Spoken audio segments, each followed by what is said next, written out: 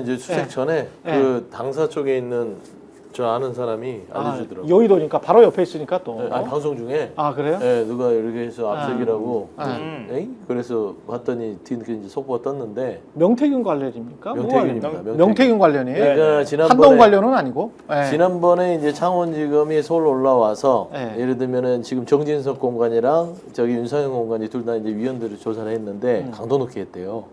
그래서 거기 다녀온 위원들이 그냥 혀를 내두를 정도로 좀 속된 말로 빡시게 했다고 하는데 그 뒤로 바로 영장인데 영장 집행의 배경이 예전에 지금 창원지검에서 그 김영선 전 의원 공천 자료 좀 달라라고 했더니 국민의힘 측에서 영장 가져와라. 그러니까 진짜 영장 가져와서 오늘 집행한 거죠. 그러니까 지금 영장에 뭐가 기재되어 있는지를 좀 확인할 필요가 있는데 지금 나온 보도로 보면 재보궐선거, 그러니까 김영선이 공천받았던 그것만 일단 영장에 기재됐을 가능성이 있거든요. 그러면 국민의힘에서도 당연히 압수수색 들어오려고 하면 그럼 변호사도 불러야 될 거고 불러가지고 뭐 자기 의원 부를 수도 있고 불러서 압수영장을 확인한 다음에 어디까지 지금 우리가 압수물을 제출을 할지 그걸 범위를 규정을 해야 되잖아요. 그러니까 그거는 지금 이제 나오는 걸로 보면 2022년 재보궐선거 거기에 국한된 건지 아니면 영장이 조금 더 우리가 지금 여론조사 지방선거까지 뭐 여론조사 많잖아요 지금 할 게 너무 많은데 근데 그걸 다 할 수 있을지는 그때가 특이한 선거잖아요. 그러니까 지방선거를 하면서 동시 지방선거를 하면서 6군데 이제 국회의원 선거 재보선을 한 건데 공관위가 2개가 구성이 됐고 근데 지금까지 보도된 내용을 보면 정진석 공관위원장이 있고 윤상현 공관위원장이 있는데 정진석 공관위원장이 그 지방선거 공관위원장이었는데 이 재보선 관련된 소통도 정진석 공관위원장이 한 것으로 지금까지는 이제 보이잖아요. 그렇다라고 하면 사실 이제 오늘 영장에 그 지방선거 후보자들 이름이 아마 있을 겁니다. 몇 명. 그러니까 예를 들면 뭐 포항시장이라든지 지금 이제 공개된 그다음에 박안수 지사라든지 뭐 이런 이름이 있는 것으로 보이는데 그렇게 되면 그때 공천을 했던 공관위 2군데를 다 자료를 봐야 되는 거죠. 검찰 입장에서는 영장에 따라서. 그렇게 지금 흘러가고 있는 거죠. 그러니까 그 범위를 확인할 필요가 있다는 거예요. 지금 보도는 재보궐선거로 나오는데 기자들한테 백프로한 걸 보니까 일단은 열어준다. 영장을 가져왔기 때문에 뭐 블로킹하지 않겠다. 집권 여당이 뭐 그거를 가로막는 것도 그래서 이제 열어주는 걸로 하고 조직국 쪽을 타켓에서 들어온 것 같다고 얘기를 하는 것 같고요. 조직국. 그래서 그다음에 김영선 전 의원에 대한 공천 자료가 주 내용인 것 같은데 그 외에 말씀한 대로 이 명태균 씨의 증언 가운데 나온 여러 가지 예를 들면 박안수 경남지사라든지 김진태 등등등 어떤 공천 자료에 대해서 아마 영장 집행을 할 것 같아요. 일단은 말씀한 대로 영장의 내용을 좀 나중에 이제 언론 보도를 통해 알려지게 되면 좀 파악해보면 될 것 같아요. 주체가 누군지도 궁금합니다.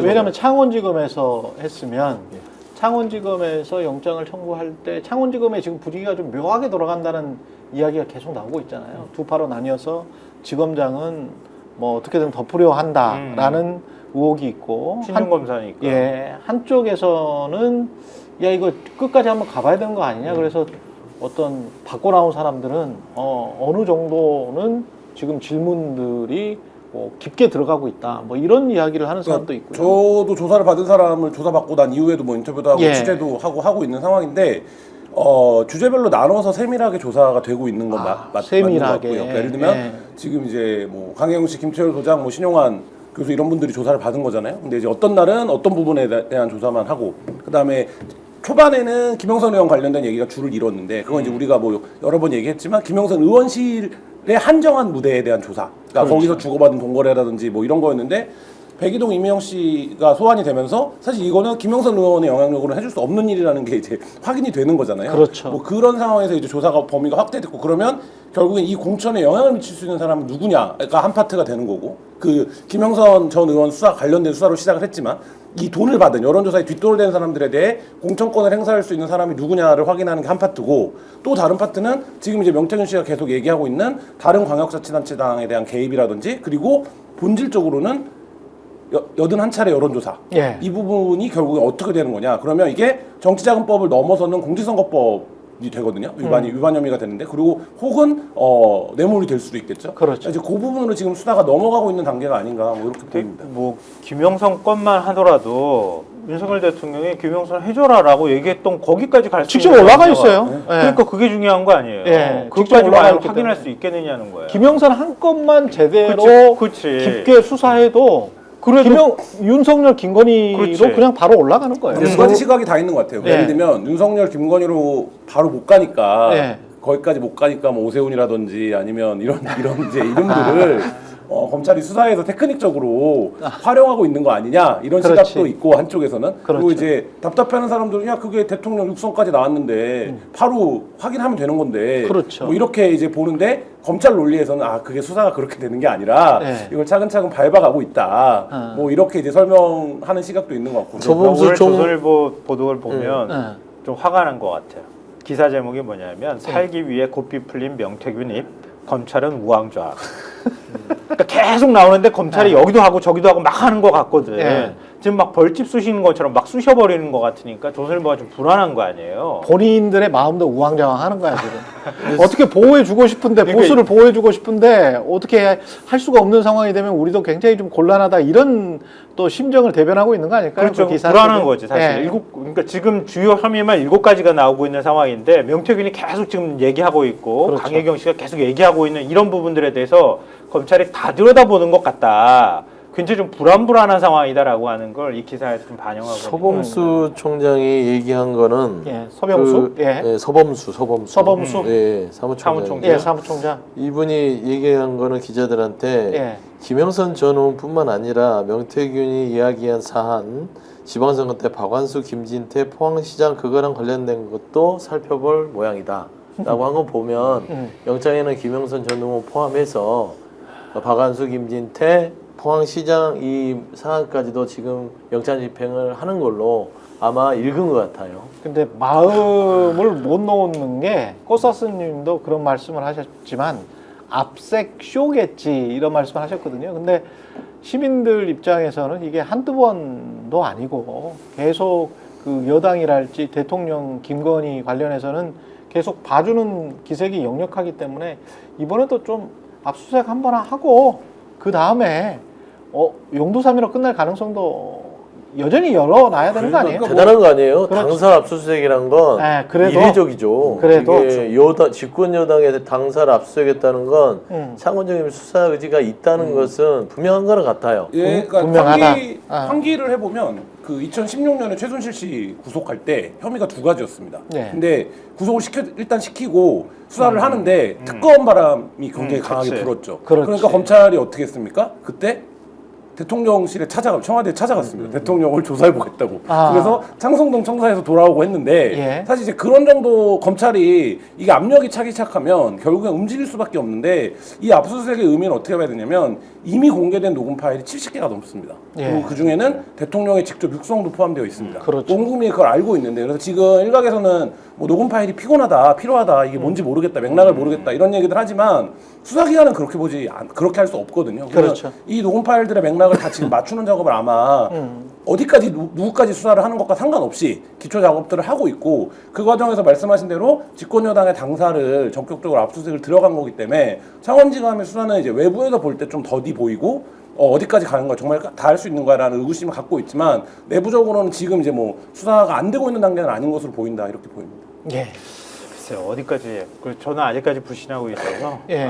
뭐 일단은 아무것도 이런 상황인데 예. 이렇게 녹취록이 터지고 계속 증거 자료가 나오는 상황인데 검찰이 이것조차도 안 뒤진다고 하면은 완전 수사 안 한다고 하는 비난을 들을 수밖에 없잖아요. 그렇죠. 근데 있는 것 안에서 최선을 다해서 수사하는 것처럼 일단은 해야 된다. 예. 척을 하더라도 일단은 저도- 하긴 해야 된다. 저도 아직은 척인 것 같아요. 예. 예. 그러면 지금은 나오는 것처럼 척일 수 있죠. 그러니까 그 다음에 그림은 총장이 안 바뀌었잖아. 아니 근데 지검장도 저는 이제 이 창원지검이란 이 부분에 있어서의 속내를 들여다보면 부부장이랑 차장검사 실무자들은 네. 이거를 대통령까지 가자라는 분위기가 팽배하답니다. 아니 그거는 저도 들었는데 팽배한데 저도 들었는데 팽배한데 예. 결국에는 용산의 문턱을 넘을 수 있냐의 그렇지. 문제인데 현실적으로는 어렵다. 예. 심지어 대통령 부부는 휴대전화를 바꿨어요. 그렇죠. 그러니까 이제 결국에는 열심히 해봤자 오세훈 시장까지밖에 못 가는 거 아니에요. 이준석 뭐 대표 그 당시 대표를 법적으로 어떻게 처벌할지 모르겠으나 예. 몇몇만 재물 삼아서 마무리를 할 수밖에 없는 상황이 현실이에요. 그래서 저는 예. 욕 안 먹으려고 네. 근데 검찰의 사냥개 습성이 있잖아요. 그치. 일단 달려들어야죠. 근데 민주당은 지금 저거를 그대로 보존해 놔라, 보관해 놔라, 증거보전 신청. 증거 보존 신청을 했는데 저거 나중에 분명히 이제 없앴을 것 같거든요. 근데 뭐라고 할까? 그냥 민티에 팔았다고 할까?